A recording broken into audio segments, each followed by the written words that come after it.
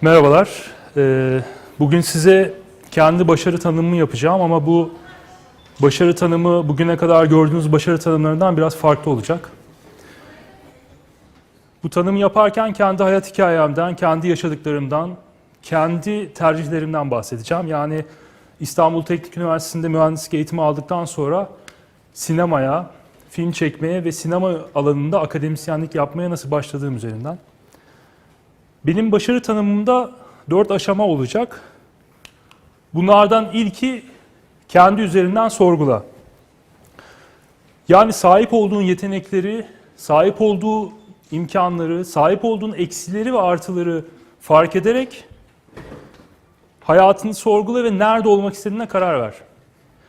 İTÜ Makine Mühendisliği mezunuyum ben.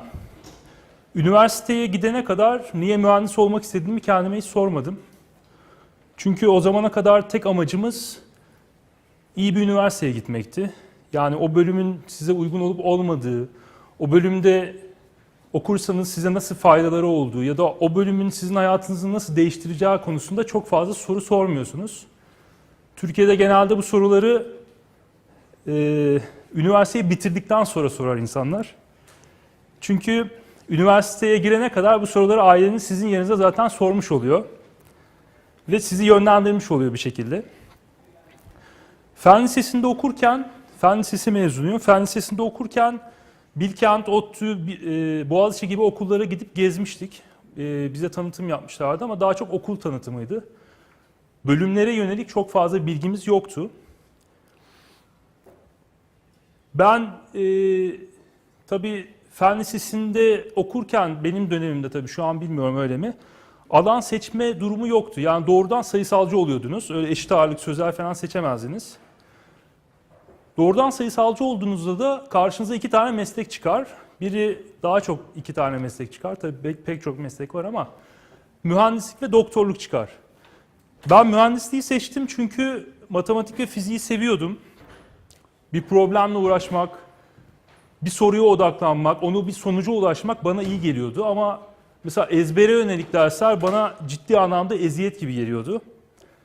Çünkü lisede devlet yurdunda kalıyordum ve zaten yurt çok kalabalık, ezber yapamıyorsunuz. Tam bir çileydi. Mesela benim biyoloji sınavlarım tam bir çile halinde geçerdi. O yüzden o dönem tabii üniversiteye gidip bizde hani böyle konuşan bazı mezunlarla konuştuğumda tıp seçeceksen biyolojiyi çok iyi bilmen lazım ve çok sevmen lazım demişlerdi. Çünkü daha ilk yıldan işte genel biyoloji kitapları, pek çok biyoloji kitabıyla haşır neşir oluyorsunuz. Ben o dönem en azından o an için doğru bir tercih yaptığımı düşünüyorum mühendisliği seçerek. Çünkü bana uygun bir alandı. Üniversiteye ilk başladığımda zaten temel dersleri çok iyi gördüğümüz için ağır bir eğitimimiz vardı Fen Lisesi'nde. Çok fazla zorluk çekmedim. Çok fazla zorluk çekmeyince işte notlar yüksek geldi vesaire. Notlar yüksek olunca da bir çevre baskısı oluyor. Gene o çevre baskısı hiç bitmiyor zaten. O çevre baskısı oluyor işte çap yapman gerekiyor. Yani çift ana dal yapman gerekiyor. Başka bir alana yönel vesaire diye. Aslında çok fazla istemiyordum. Çünkü zaten yeterince yorulmuştum. Lise döneminde, üniversite sınavında falan yeterince yorulmuştum. Ama o dönem işte Hayatın Kaynağı diye bir kitap var Ayn Rand'ın. Onu okuyordum. Orada Howard Roark diye bir karakter var, mimar. Biraz onun da desteğiyle mimarlık okumak istiyordum aslında. Üniversite sınavında mimarlığı yazmamıştım. Çünkü mimarlığın puanı daha düşüktü. Üniversite sınavında öyle bir psikolojiye giriyorsunuz. Yani aman puanım yanmasın diyerek daha üst bölümlere başvuruyorsunuz. Muhtemelen sizin de başınıza gelecek. O niyetle başvurmamıştım.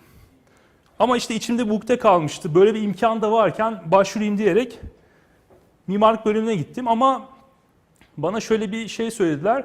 Sizin bölümünüz işte mimarlıkta uyumlu değil. Benzer dersleriniz yok o yüzden seçemezsiniz dediler. Zaten ben yani aynı dersleri alacaksam ya da aynı alanda çalışacaksam niye tekrar başka bir bölüm okuyayım? Ama işte seçemedik mimarlığı. Ama işte bir niyetlenmiştik, belgeleri toplamıştım vesaire. yüksek puanlı bir yere başvurayım diyerek endüstri mühendisliğine başvurdum. Endüstri mühendisliğine girdim. Ama endüstri mühendisliğine girdikten sonra aslında endüstri mühendisliğinin bana hiç uygun olmadığını gördüm. Tabii bunu önceden tecrübe edemiyorsunuz ama derslere girdikçe, şirketlere gittikçe bunu yakından görme şansınız oluyor. Tamamen iş hayatına yönelik, yani sizi yönetici yapmaya yönelik bir sistemdi. Ve ben pek sevmedim. Makine mühendisliğini severek okusam da endüstri mühendisliğini çok sevemedim ama gene bir iş bilinciyle onu da bitirdim. Aslında buradaki mesele biraz kendinizi tanımanız. Yani benim biyoloji olan isteksizliğim, çizime yatkındım mesela, o yüzden biraz da mimarlığı istiyordum aslında. Ya da problem çözme, matematiğe olan yatkınlığım, fizik istemem. Yani bu tarz böyle bütün bunlar hayatınızda bazı anlarda keşfettiğiniz şeyler oluyor kendinize yönelik ve bu keşfettiğiniz şeyler bir şekilde birikiyor. Biriktikçe de sizin kendi anlam dünyanızı oluşturuyor ve o doğrultuda bir yol çiziyorsunuz aslında. O yüzden bu zamanla keşfettiğiniz şeyleri dikkate almanız lazım. Yani o size hayatın arada verdiği sinyaller gibi düşünün. İkinci aşama multidisipliner düşün. Yani farklı alanları bir arada düşünerek ufkunuzu genişletme meselesi. Üniversitede iyi bir sinema izleyicisiydim. İyi bir sinema izleyicisi olduğum için o dönem işte korsan VCD kiralıyorduk. İşte DivX'lerde filmler izliyorduk. Hard disklerde birbirimize verirdik. Çok kötü çözünürlüklerde filmler izlerdik. Bir gün bir arkadaşım bana işte Andrei Zvyagint'sev'in Dönüş filmini verdi. Daha önce sürekli Hollywood filmleriyle haşır neşir olduğum için çok bildiğim bir yönetmen değildi, yani Rus sineması. O filmi izlediğimde filmin rengi, akışı, oyunculuk ve filmin sonu, yani benim böyle filmin bütün aşamaları çok ilgimi çekti. Çünkü filmin sonu bir yere bağlanmıyordu. Biz Hollywood filmlerinde çünkü klasik anlatı vardır. Yani bir giriş gelişme sonuç olur. Katarsis vardır. Ama bu filmde yoktu. Mesela bu beni çok ilgimi çekti ve bu sinema üzerine, filmler üzerine araştırmaya itti. O dönem işte IMDb'yi yeni keşfetmiştim. Pek çok yönetmen inceliyordum. Yönetmen sinemalarını incelemeye başladım. Sanat sinemasını, festivalleri, minimalist sinemayı keşfettim ve bu beni dünya sinema tarihiyle ilgili bayağı bir araştırmaya sevk etti. Ve filmleri sadece film olarak değil, mesela bir filmi izlerken çekildiği dönemi, o filmin anlattığı hikayeyi, tarihsel perspektifi, mesela Sovyetler Birliği'nde 1920'lerde geçiyorsa o dönem Sovyetler Birliği'nde ne olduğu ya da İkinci Dünya Savaşı'nda Hollywood'da geçiyorsa o dönem nasıl bir algıda yapıldığı o filmin, Amerikan rüyasının ne olduğu, Soğuk Savaş'ın ne olduğu, bu tarz böyle araştırmalara itmişti. O dönemde üniversitede, İTÜ'de zorunlu almamız gereken dersler vardı. Bunlar sosyal bilimlere yönelik derslerdi ve seçmek istiyorsunuz. Seçmeniz gerekiyor, zorunlu seçilen dersler. Tabii o dönem biz mühendis olduğumuz için ya işte sosyoloji dersi veriyorlar bize, işte felsefe dersi ne anlamı var, sanat dersi, işte boşa zaman kaybediyoruz gibi düşünüyorduk sürekli. Ama aslında baktığımda o dönemki aldığım o sosyoloji dersinin benim için ne kadar önemli olduğunu şimdi biraz daha iyi anlıyorum. Çünkü daha önce aldığımız derslerin hiçbirine benzemiyordu. Bir tane Siyasal Bilgiler Fakültesinden bir tane hoca gelmişti. Biz mühendislik derslerinde ciddi bir disiplin olur. Yani hoca gelir tahtaya çizer, yapar, uygulama dersleri vardır, teorik dersler vardır. Böyle bayağı karmaşıktır ama yani çok rahat bir adamdı ve gelip not tutmayın, ben size ders notu da vermiyorum, not almanızı da istemiyorum. Sadece benim anlattıklarımı dinleyin demişti. Mesela bana o dönem bizim sayısalcı olduğumuzu, sosyal bilimlere karşı ciddi anlamda bir önyargımız olduğunu biliyordu. Ve buna göre bize o önyargıları kırmaya yönelik şeylerden bahsetti ve okuma listeleri verdi. Okuma listeleri o dönemde benim biraz daha bilinçli olarak, biraz daha disiplinli olarak bazı şeyleri okumamı teşvik etti. Sosyolojide, felsefede, politikada özellikle ve bu bizim anlam dünyamızı biraz geliştirdi. Tabii pek çok arkadaşımız bunun farkında değildi ama ben biraz hani sinemayla o dönemki bu araştırma isteğiyle beraber bunu bir araya getirdim ve bir şeyler anlatma isteği doğuruyor bu. Yani siz bir şeyler düşünüyorsunuz ve bunu insanlara anlatmak istiyorsunuz. Yani biraz ne anlatmak istediğiniz oluşmaya başlıyor. Ortaokulda çok fazla mesela kitap okurdum ve o dönemde de işte özellikle favori yazarım Stephen King'ti mesela. Stephen King'in hikayelerine benzer şeyler yazmaya çalışırdım o dönemde. Ama uzun bir süre bir şey yazmamıştım. Bu bir şey anlatma isteği o dönemde bu yazma isteğini körükledi ve ben bir şeyler yazmaya başladım. Hikayeler yazmaya başladım. Bu hikayelerle beraber aslında mühendisliğin hikaye yazmakta ne kadar işe yaradığı ya da böyle bir senaryo oluşturmakta ne kadar işe yaradığını keşfetmeye başladım. Çünkü mühendislikte zorunlu bir disiplin gerekir. Siz bir asansör hesabı yaptığınızda eğer o asansörün hesabını yanlış yaparsanız o asansör düşer ve insanlar ölür. Ya da bir kazanın basınç aralığını doğru hesaplayamazsanız o kazan patlar ve bina havaya uçar. Yani böyle riskleri vardı ve o yüzden güvenlik katsayısı diye bir şey vardır mesela mühendislikte.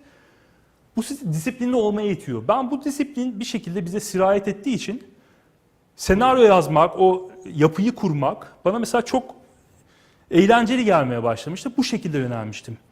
Bu tabii sadece benim yaptığım bir keşif değil. Burada farklı disiplinlerden gelmek, farklı disiplinleri kendinize adapte edebilmek, uğraştığınız alana adapte edebilmek çok önemli. Mesela Alfred Hitchcock diye bir çok önemli bir Hollywood yönetmeni var. Bu adam mühendislik eğitiminden geliyor ve sinematografinin günümüzde dahi kullanılan pek çok kuralını ilk bu adam uyguladığı için mesela bunu keşfeden adam. Yani onun bu bir tesadüf değil. Hitchcock'un bu tarz analitik düşünmesi ve bu tarz şeyleri keşfetmesi tesadüf değil. Sadece bu alanda olan bir şey değil bu. Üçüncü aşama risk alma meselesi. Olmak istediğiniz alanda olmak istiyorsanız risk almanız gerekiyor. Üniversiteyi bitirdikten sonra bir tercih yapmam lazımdı iş hayatıyla alakalı. Hem makine mühendisi hem endüstri mühendisi olduğum için bir şirkete girdiğim zaman hem üretim departmanına hem de idari departmana çok hakimdim. Çünkü endüstri mühendisinin şöyle bir faydası vardı. Her dönem 3 ya da 4 şirkete gidip çalışıyordunuz, proje üretiyordunuz, bir ihtiyaçları karşılıyordunuz vesaire. Bu size şöyle bir fayda sağlıyor. Sizin hayat çizginizde ilerleyen insanlarla tanışmanızı sağlıyor. Yani siz oraya gittiğinizde sizin gibi aynı okullardan mezun olan ve sizin 40 yaşındaki, 50 yaşındaki, 30 yaşındaki hallerinizle tanışıyorsunuz. Ve orada aslında bu yoldan ilerlersem ne olacağımı size gösteriyor. Yani böyle bir tecrübe kazandırmıştı bana. O insanlarla sürekli sohbet ettiğimde, soru sorduğumda maddi anlamda tatmin olduklarını ama hepsinin içinde bir ukde kaldığını gördüm. Manevi anlamda onları tatmin eden bir şey yoktu. Yani çok mutlu değillerdi. Uğraşacakları ekstra bir alan yoktu. Kafalarını dağıtacakları bir zamanları yoktu. Biraz tek düze bir hayatları vardı. Bu mesela benim o tek düze hayatı tercih etmememi biraz sağladı diyebilirim. Üniversiteyi bitirmek üzereyken yüksek lisans yapma isteğim vardı. O dönem Boğaziçi Üniversitesi Makine Mühendisliği yüksek lisansına başvurmuştum ve girdim. Oraya devam etmeye başladım o süreçte. Bir yandan sinema ile ilgili çeşitli minik ufak tefek işler yapmaya başladım. Bir yandan mühendislik yapacak mıyım, yapmayacak mıyım gelgitleri olmaya başladı. Ve bir yandan da evlilik hazırlıklarım vardı. O dönem evlenmek üzereydim. Yani böyle karışık, kaos bir ortam vardı. Bir tane iş teklifi geldi.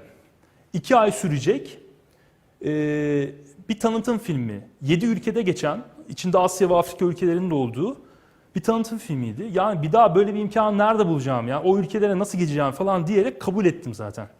Ve tam o sırada bir tane Amerika'dan, New York'tan bir tane sinema okulundan sinema bursu kazandım. Tam o sıraya denk geliyor.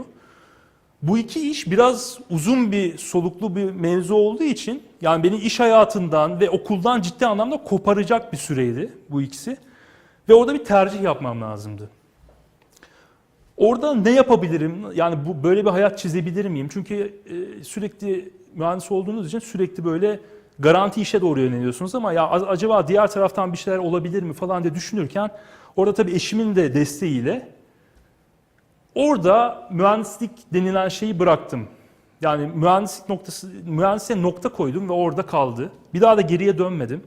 Tabii bu riski almak o dönem çok kolay olmuyor ama bazı şeylerin olması için de bazı riskler almanız ve bazı şeyleri geride bırakmanız gerekiyor. Şu an baktığımda pişman değilim hiçbir şekilde. Ve tanıtım filminden geldikten sonra işte evlendim ve 3 gün sonra da eşimle beraber Amerika'ya gittik. 4. kısım ve son kısım, üretici ol ve daha fazla insana ulaş. Olmak istediğiniz alanda kalıcı olmak istiyorsanız bir şeyler üretmeniz gerekiyor. Türkiye'de biz çok fazla üretim odaklı bir eğitim sisteminden geçmiyoruz. Üretim odaklı bir eğitim sisteminden ziyade işte daha çok var olan şeylerle heybemizi doldurmaya çalışıyoruz. Üretim odaklı bir sistemden geçmediğinizde kendinizi keşfetmeniz çok kolay olmaz. Yatkın olduğunuz alanları görebilmeniz çok kolay olmaz. Bir şeyi yapabiliyor muyumu çok fazla anlayamazsınız. O yüzden böyle bir zararı var. Ben en azından bu süreçte sinemada bir şeyler üretebildiğimi gördüm. O atölye sayesinde filmler yaptım. 20'den fazla ödül kazandım. Yüzlerce festivalde filmlerim gösterildi ve benim en azından sinemada tutunmamı sağladı bu üretim hali. Daha sonra ben bu alana girdiysem, bu alanda yapabileceğim her şeyi yapmalıyım ki bu alana tutunabileyim diye bir algı oluştu ve ben sadece film yapma alanında değil, gerek pratik anlamda gerek teorik anlamda şeyler üretmeye çalıştım sinema ile alakalı. Mesela film yapmak istiyorsam sadece kendimi kurmaca filmlerle sınırlandırmadım. Çizime yatkınlığım vardı, animasyon hikayelerim vardı. Bu beni animasyon filmler yapmaya, animasyon senaryoları yazmaya, programlar öğrenmeye yöneltti. Animasyon filmler yaptım. Kavramsal ve deneysel filmler yaptım. Belgesel filmler yaptım. Bunun nedeni bir şey anlatmak istiyorsunuz ve onu önünüze koyuyorsunuz. Ona en uygun alan hangisiyse ona yönelmeniz gerekiyor. Sadece pratik anlamda bir şey üretmeyeyim, teorik anlamda da bir şey üreteyim diye uğraştım. Sinema alanında işte okumalar yaptım, kitaplar okudum, sinema dergilerine yazılar yazdım. Daha sonra Marmara Üniversitesi sinema alanında yüksek lisansa girdim. Sonra doktora yaptım. Teorik anlamda ve ondan sonra üniversitede akademisyenlik yapıyorum şu anda sinema alanında. Bu beni böyle bir yola da sevk etti. Yani sadece pratik değil, teorik anlamda da bir şeyler yapmaya sevk etti. Bu aslında olmak istediğiniz alandaysanız ona kök salabilmeniz için, onda bir şeyler yapabilmeniz için yapabileceğiniz her şeyi yapmanız gerekiyor. Benim başarı tanımım o yüzden olmak istediğiniz alanda olmak ve yapmak istediğiniz şeyleri yapmak. Yani bir şirkete girip en üst düzey yönetici olmak ya da en fazla parayı kazanan insan olmak herkes için başarının tanımı değildir. Başarı gerçekten yapmak istediğiniz bir alandaysanız zaten başarılı olmuşsunuzdur. Kendinizi tanımanız, farklı disiplinlerden beslenmeniz, risk alabilmeniz, üretici olmanız ve olmak istediğiniz alanda olmanız benim kendi başarı tanımım. Teşekkür ederim.